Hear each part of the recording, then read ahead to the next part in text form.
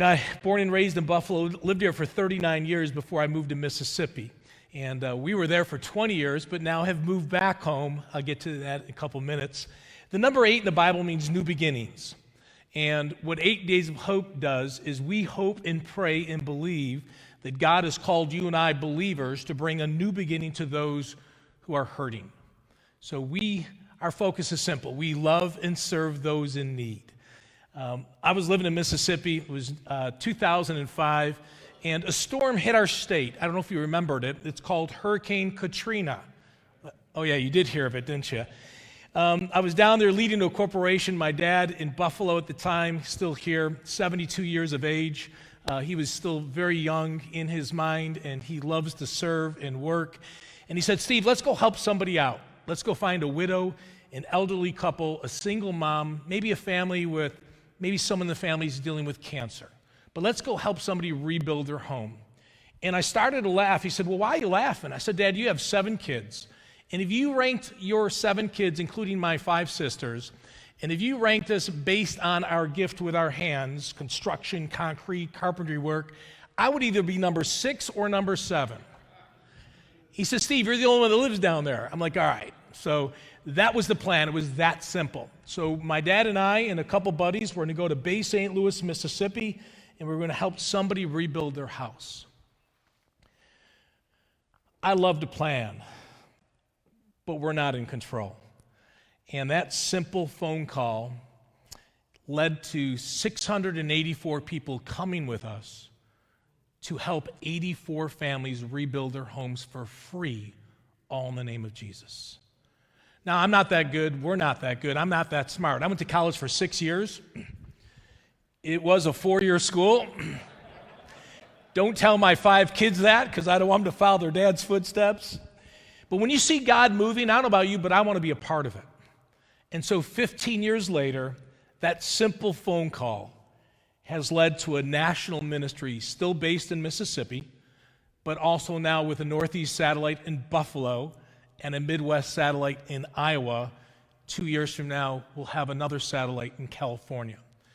And we now have had the opportunity to lead 40,000 volunteers, and we have rebuilt, you know what? God has rebuilt through us 6,950 homes. Some from the ground up in 8 days. It's like Extreme Makeover, but it's the Christian version, and my hair is not that cool like that dude there. And we don't have 200 buses to move, the 200 families that we help. But in Houston, after Harvey, 4,692 people from 50 states and 11 countries, representing 20 Christian denominations, the church became the church, and we had the chance to build 808 homes in 16 days. That's only God. He only could do that. This was day number 5. A church had put in a concrete slab in the mechanicals, and on day number 8, we gave Mr. Charles Stevens a brand new house, watched him meet Jesus for the first time as he met volunteers from around the country. You know, God's called us to make a difference. God has gifted you and I uniquely. I'm not very gifted with my hands. I can paint, full confession. I like to paint. I'm a little bit weird, but I like to see that you can do something and you can see change.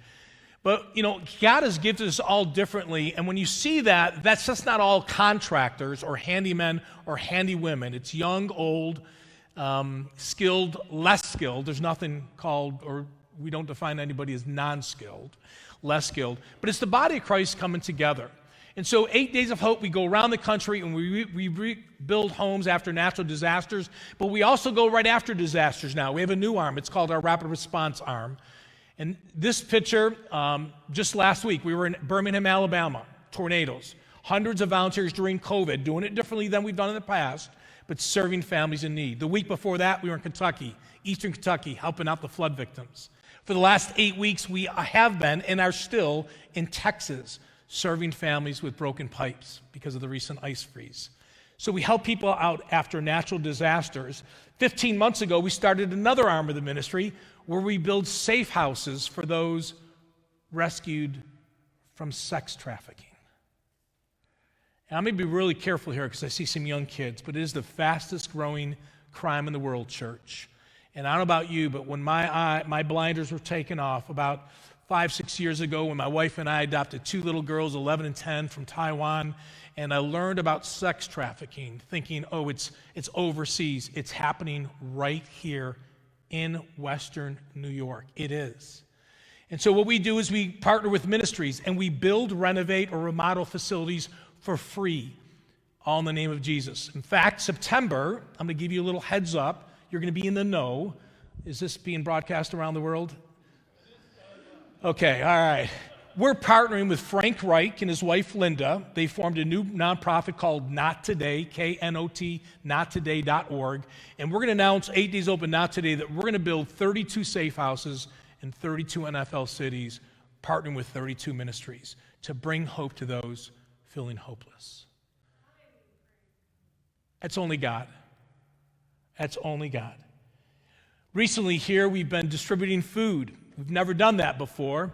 That was an article in the Buffalo News last year where we fed 1,100 families. We gave them groceries that would last them for an entire week on the east side of Buffalo. And we worked with 57 local churches. Everything we do is through the local church because we believe God has called us, when we serve people, to find a way to bring them into a local church that can love them, to give them the emotional, spiritual, and help that they need doing life. But not only that picture, I think there's another one.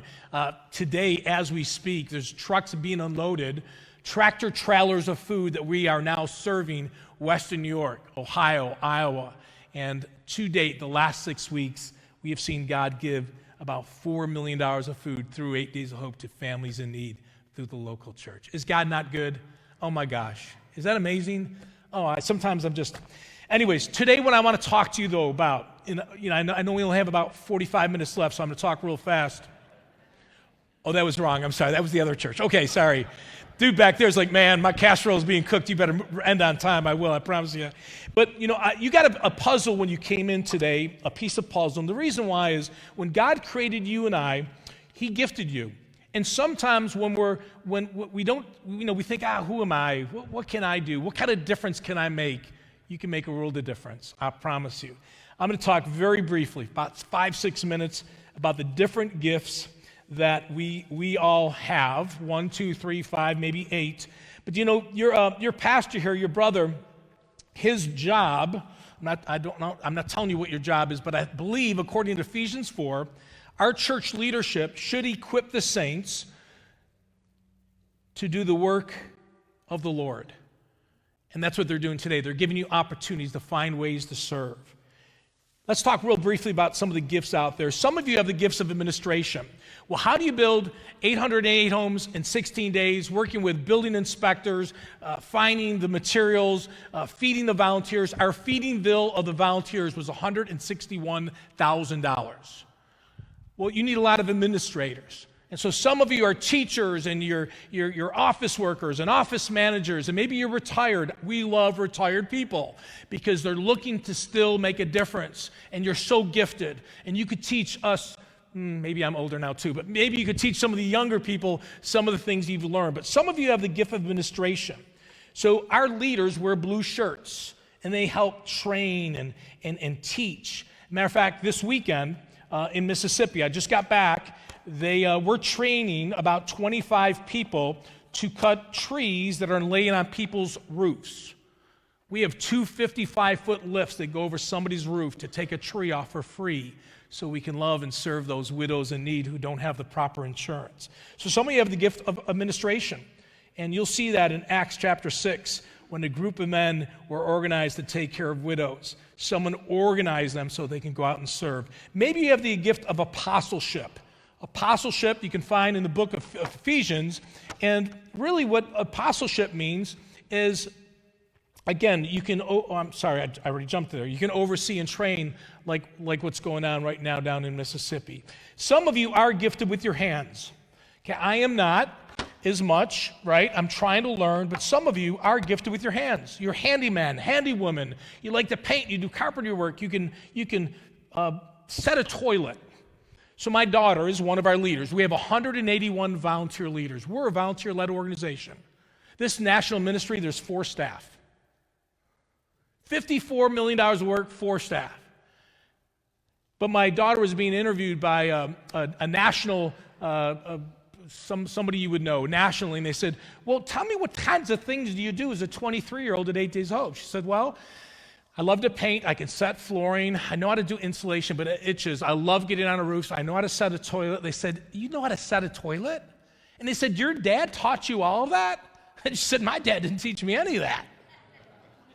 But some of you are gifted with craftsmanship. We need you to come and serve with us. What about discernment?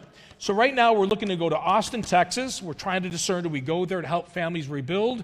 We're looking at 8 Days of Hope Buffalo in July 17th to the 24th. We hope, we pray, we'll know in the next couple of weeks. But we need people who have been gifted with discernment. There's so much that goes on with 8 Days of Hope. What about evangelism? Some of you are gifted with evangelism. You love telling others and walking people down the path of how they can know more about Jesus. And some of you are good at that. Some of you can communicate real well. That's another gift. Maybe that's your piece of your puzzle that makes and completes the picture. What about exhortation? You encourage others. I don't know about you, but I like to be around people that love to encourage others. But maybe you're just one of the sweetest people in the world. I lived in the South for 20 years. I don't know, man, there is something about Southern hospitality. Hi, Steve, how are you? You look so good. You look like you lost some weight. I'm like, I don't think so, but thank you so much. But some of you are encouragers. Oh my gosh, we need that right now in our country. We need encouragers, but maybe that's one of your gifts, exhortation. Maybe you've been gifted with the gift of faith. You believe in the unseen because you know that God's going to step up and provide in a big way. When we do what we do, we have to step out in faith. Remember that trip in Houston?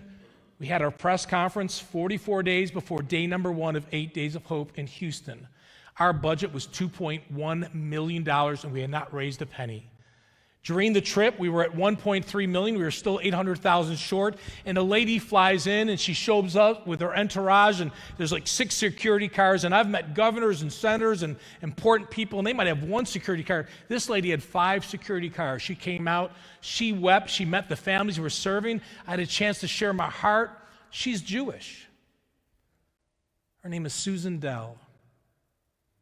That next morning, God wired us $832,000 to complete our budget because a Jewish lady saw God in action through a ministry called 8 Days of Hope. Maybe you have the gift of faith. How about a gift of giving? Boy, your church is doing that right now, right? I mean, the way you are sowing into ministries like 8 Days of Hope and others, that's a great gift to have. You can't take it with you. Give, give, give. You'll never feel bad about yourself when you give, but maybe that's your gift. Maybe you have the gift of healing.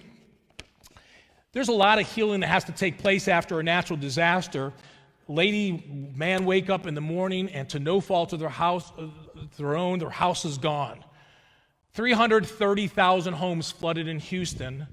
300,000 families had no insurance because they didn't live in a flood zone. Maybe you can just go on one of our trips, and maybe you're a great listener, and you can just allow someone to cry on your shoulder a little bit. Maybe you have the gift of helps. When you do something for somebody, you can change the world one life at a time. What has ever happened to those simple acts of kindness, of showing someone that you care? You can't rebuild 6,000, almost 7,000 homes unless people gifted with helps. Can you make a sandwich? Every morning in Houston, we had to make 6,000 sandwiches. That's a lot of peanut butter and jelly and turkey. Do you want to know what your gift is? Ask yourself this simple question. What do you do best with the least amount of effort? Do you like to work with numbers? We need people like that. Can you cook? We need people like that. Are you like the other speakers and myself? Do you like to talk? We need people like that. Find a ministry, find a way that can give back. What's your piece of the puzzle that you fit to do God's work. People ask me, Steve, when I was in Mississippi, I was leading a corporation. I was the ultimate, with a small u, day-to-day leader. It was a $200 million company. I left that 3 years ago to do this full time, and I have not had one regret. And I don't say that so you pat me on the back, but I want to ask you this. What's your legacy? What are you doing today for the kingdom? To love and serve the brokenhearted. Natural disasters, sex trafficking, the city mission, a food pantry right down the road. Find somebody, a ministry that you can trust and serve with them. Well, we're hoping and believing in about 3 weeks we'll announce that we're going to do something here in Buffalo in July.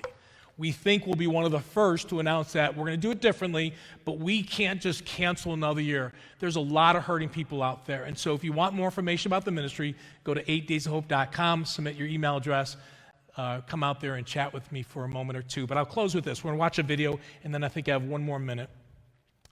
People say, well, why did you do that, Steve? Why did the 181 leaders, some of them who are retired, some are bivocational, why do you do what you do? It's simple. You know what? Be two friends of mine, and you'll understand why we do what we do. This is Chris and Selena.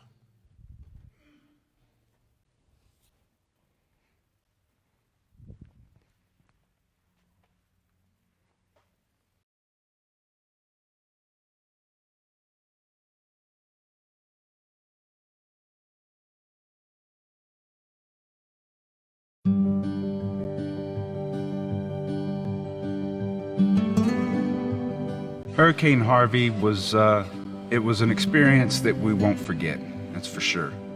It wasn't our first hurricane that we've been through living on the Gulf Coast of Texas, but it was definitely the most traumatic that we've had to deal with.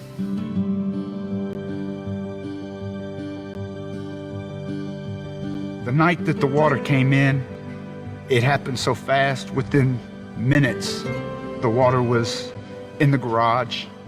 And then a few minutes later, it was in the den, and then a few minutes later, it was up around the electrical outlets of the house.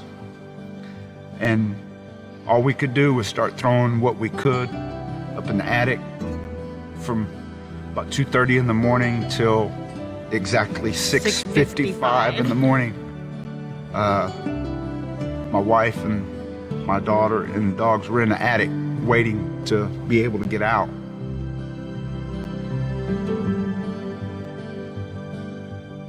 This neighborhood just felt like home, and we've always kind of said, this is where we're supposed to be. So the owner of the house came to us and said, I think this house is supposed to be yours, and I would like to owner finance this house for you if you would like it. That was 3 months before the storm.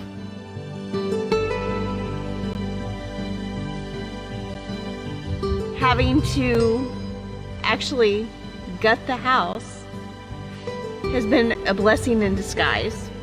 We had a lot of old termite damage. As hard as it is to see everything that you own put out on the street, the only thing I think that hurt more than anything were the pictures, the memories, you know? Yeah.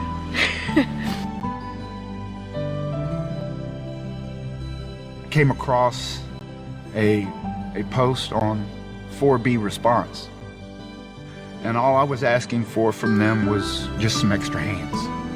That's all I wanted, all I needed. And then angels showed up with them.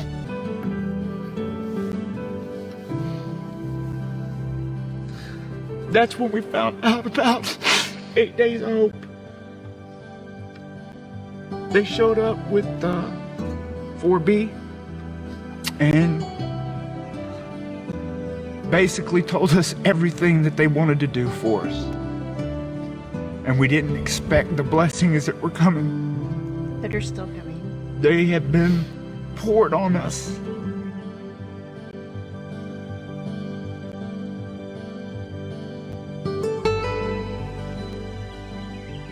the hands that have helped people taking time out of their lives, their vacations, the college kids, Spring break. their spring breaks, their, people taking their vacations to come here and help us. People they don't know. Well, we wanted to help people because they was in dire need and needed our help, and we took time off to help them. They had about 5 foot of water in there. They've got everything, sheetrock and everything out, and we've taken all the old wires and stuff and rewiring everything, so everything be back new. God is great. We've always known that God is great. But I think, through everyday life, sometimes people get sidetracked and they forget. And this is the perfect reminder of why it is that God is so great. You hope for when times like this happen, if they do happen to you, you hope that the family that you do have and your friends that you do have are going to step up and help you. Our new family and friends are now 8 days of hope. Probably the thing that I would want to say to them the most is that I love you and I thank you.